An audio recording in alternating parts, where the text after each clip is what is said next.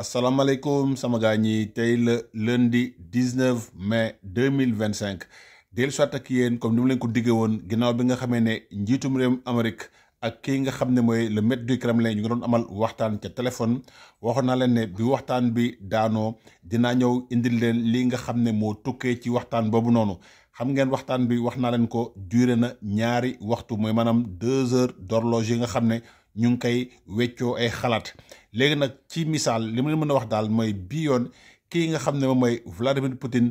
jox na nopp bu baax bi naataangoom bi nga xam ne moom mooy Donald Trump ndaxte su ma nee jox na ko nopp bu baax bi di samay kàddu njiitum réew Amérique moo wax ne waxtaan bi daal nekk na waxtaan bi nga xam ne daal am nay avancées yu mag yi nga xam ne am na ci donc Donald Trump s'est entretenu par téléphone avec son homologue russe Vladimir Poutine ce lundi 19 mai. Le président russe a qualifié l'entretien instructif et utile njiitum réewum fédération russe nee na daal entretien bi nekk na li nga xam ne daal am na ay njàngat yu bëri yi nga xam ne def na ko ci ak ay njëriñ yu bëri yi nga xam ne gis na ko si. Donald Trump dit que la Russie et l'Ukraine vont démarrer immédiatement des négociations en vue d'un cessez-le-feu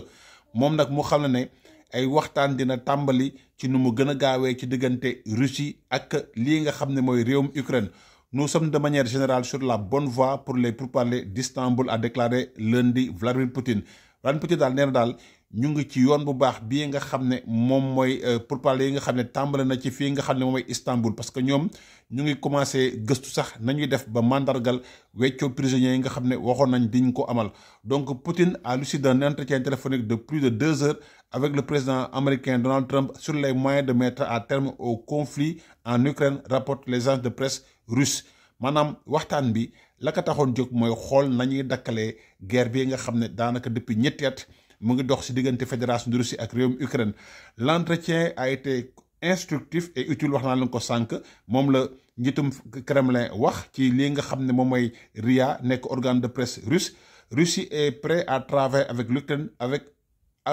avec un mémorandum maanaam fédération de Russie pare na pour liggéey ak Ukraine ci lu ñuy duppee mémorandum concernant un possible futur traité de paix maanaam ci li nga xam ne dafay yitteel lu ñuy wax traité de paix mooy traité bi nga xam ne daal dina tax ba jàmm dellu soit ci diggante ñaari réew yi. Léegi nag concernant un futur traité de paix la question est bien sûr que les parties russes et ukrainiennes fassent preuve de maximum de volonté et de paix et trouver des compromis qui satisfassent toutes les parties maanaam li nga xam ne mooy njeexital bi ñu fexe ba ñaari réew yëpp ñu wone volonté bu rëy ci seen sàkkuteefu am jàmm mooy maanaam ku nekk def ay compromis ku nekk daal am loo bàyyi pour mën a dajeek sa morom pour jàmm jooju mën a nekk li nga xam ne daal ku nekk di nga ci gis sa bopp mooy maanaam luy satisfaire ku nekk loolu la parti russe bi wax. Léegi nag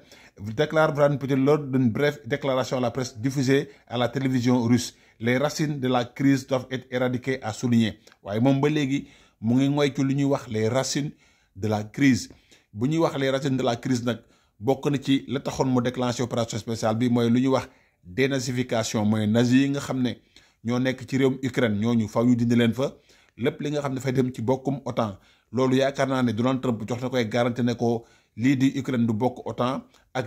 démilitarisation loolu nag xaw ma ndax dina mën a antu ci ab réew bi nga xam ne déjà jot naa dund agression bi nga xam ne moom tamit ñàkk na ci lu bëree bëri. Léegi nag pour kii nga xam ne mooy njiitum réew Amérique di Donald Trump le ton de l'esprit de la conversation était excellente moom nee na daal anam bi nga xam ne moom lañ amalee waxtaan bi bu ñuy wax ton mooy maanaam dënn yi jógul xol yi jógul wax ji daal ton bu posé la mooy maanaam waxtaan bi nga xam ne daal diggante ñaari kilifa yi nga xam ne daal ku nekk xam nga la ngay xaar sa morom moo tax ma ne bii yoon Vladimir Poutine jox na nopp bu baax bi kii nga xam ne mooy Donald Trump parce que tey bu fekkoon ne waxtaan yi dafa lajj maanaam la doon xaar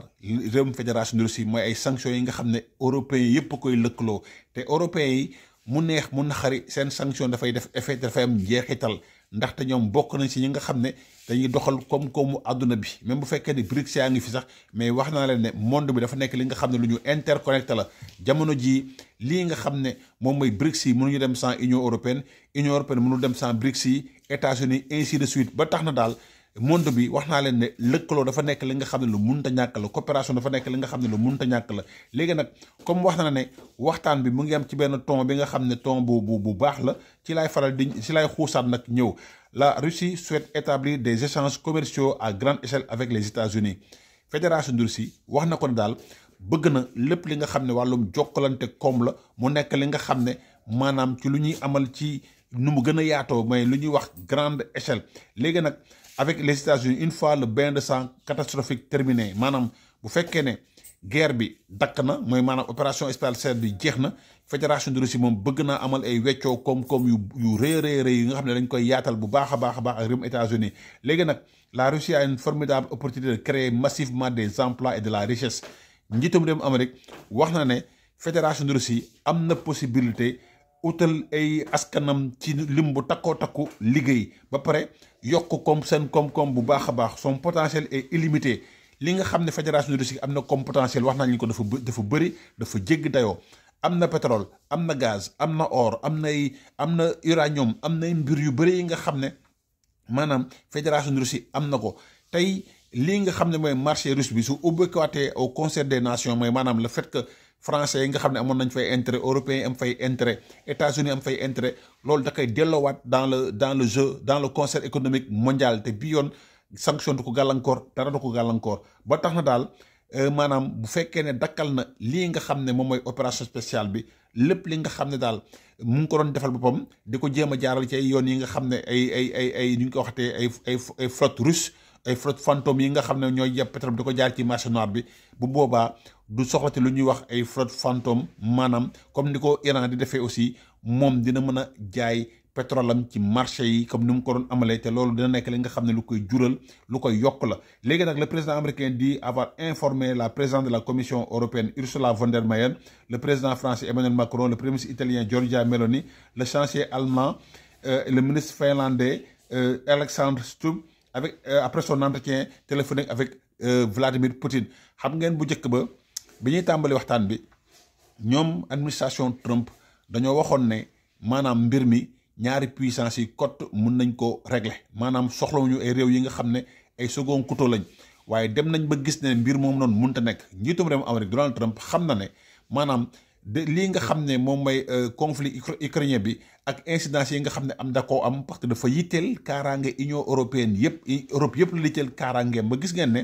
moom anam bii nga xam ne moom la bëggee woon saafara mbir mi da caa bëggoon beddi européens yi te loolu taxoon na ba européens yi positionné wu yëglu Emmanuel Macron solo na daalam dem ba bureau ovale wax ko ne ko ñun européens yi mun nañoo bàyyi parce que lu ñu lëkkale muy OTAN te maanaam ñun am nañ njëriñ mais gis na ne la nga xam ne moom la bëggoon def yoon boobu baaxul boobu gi yoon maanaam beddiwu ci européens yi kon am na mbir bi nga xam ne suppeeku ne par rapport ak taxawaay bi nga xam ne dañ ko bëggoon régler moom ak Vladimir Poutine rek ko en tant que grande puissance waxtaan ut solution waaye gis nañu solution yooyu noonu non seulement baaxuloon ci Ukraine parce que réew mënoo ne dañ ko utal saafara bi nga xam ne da nga ko ci beddi doo ko soral ci waxtaan yi Volodymyr Zelensky yëglu na ay yoon ba tax sax moom mere woon nañ ko parce que gis ngeen toroxal bi nga xam ne toroxaloon nañ ko fii nga xam ne moom mooy bureau ovale ak vice président bi waaye gis ngeen loolu mu ngi sunu ginnaaw parce que démb J.D. Evans waxtaan naag kii nga xam ne moom mooy président ukrainien bi ca Rome te wax naa leen ne pape bi sax moom pare na pour dalal lépp li nga xam ne waxtaan buy indi jàmm la si diggante Ukraine ak Russie pare na daal pour dalal ko fa ca Vatican ñu amal fa waxtaan yi loolu moom nekk na proposition bi nga xam ne teg na ci table bi ba noppi kon taxawaay bii nga xam ne moom la Donald Trump amee woon ca njëlbeen suppeeku na taxawaay bii nga xam ne aussi moom la njiitum réewum fédération de Russie amoon aussi suppeeku na ndaxte ku si nekk rek am na li nga bàyyi pour mën a fekk sa morom parce que tamit bu ñu waxante dëgg rek te yàlla tax fédération de Russie amul benn intérêt di mettre à dos toute la communauté internationale même bu fekkee ne am na alliés yu wóor am na Corée du Nord am na Chine am na Iran am na Cuba am na Venezuela waaye ñooñu par rapport ak dooley États-Unis lëkkaloo ko Union européenne ci ay sanction loolu day nekk li nga xam ne muy neex muy naxar gi na def effet askan Russie dañ ko yëg te moom xam na ko ba tax na daal bu mu gisee ne mbir mi jël na temps bu baax a baax ci xaar bii nga xam ne Donald Trump mu ko doon xaar moo tax ma ne leen bii yoon Poutine jox na nopp bu baax bi kii nga xam ne moom mooy Donald Trump léegi conditions yi nga xam ne da koo aj fu kawe parce que moom jógegul ci exigence am léegi nag cool yi foofu lay nekk ndax dafay ngooy ne dafay téye suufu jàmbur par force parce que aussi def na sacrifice ñàkk na ay oligarques yu bëri ñàkk na ay généraux yu bëri ñàkk na matériel bu bëree bëri ñàkk na aussi ay soldats yu bëree bëri guerre bi moom muy neex muy naqari nekk na li nga xam ne saf na sap parce que bu ñu xoolee limu généraux yi nga xam ne bu opération spéciale bi amuloon ñu ngi doon nekk di officier ba tey si ngoon mu ba pare mu perte ci benn zone d'influence bu stratégique mu nekk zone Syrie xam ngeen zone Syrie wax naa la ne amoon na fa ñaari port amoon na fa base aérienne am fa base naval bi nga xam ne da ko doon may mu am accès si Méditerranée ci nu mu gën a gaawee mooy maanaam projection bi nga xam ne moo doon yombalal lii nga xam ne moom la doon taxawal jëmmal Afrique muy AES te gis ngeen ne boobu ba léegi axuma ne dimbal li ñëwatul de waaye ni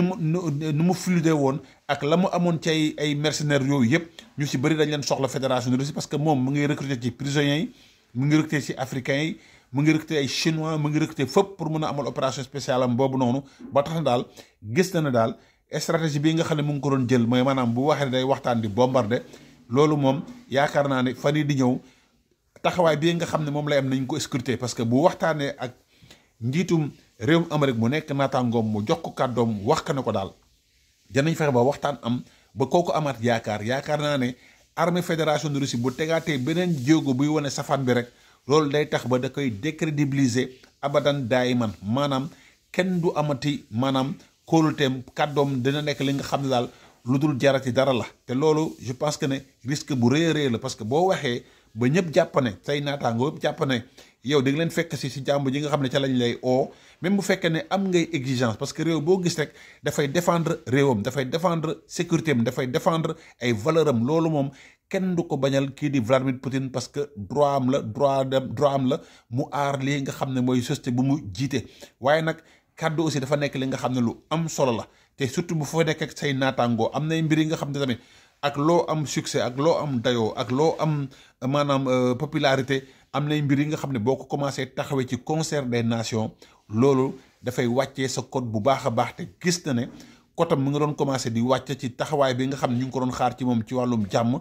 mu ko doon salfaañi mooy maanaam boo xee ne jàmm dayam le lendemain mu toroxal Ukraine ak ay bombardement yu tar yaakaar naa ne waxtaan bii nga xam ne jóge nañ ci suba bu fekkee ne armée fédération russe def na safaan bi dina nekk li nga xam ne lu koy gàllankoor bu baax a baax la ba tax na daal am naa yaakaar ne même bu fekkee ne ay position changé gul waxtaan bi daal bu amee concession dina am compromis dina am jàmm dina mën a am leneen li nga xam ne aussi dama ko ci bëgg a yokk balaa maa tëj actualité bi mu yitteel waxtaan yi nga xam ne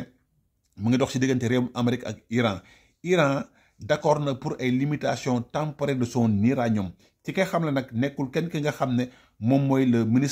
vice-ministre des affaires étrangères bi nga xam ne moom d'accord nañ pour maanaam ñu amal lii nga xam ne mais renoncer moom d'accord ñu pour renoncer mais d'accord nañ daal pour ñu limiter lépp li nga xam ne mooy limitation temporelle d'accord nañ ci pour ñu mën a amal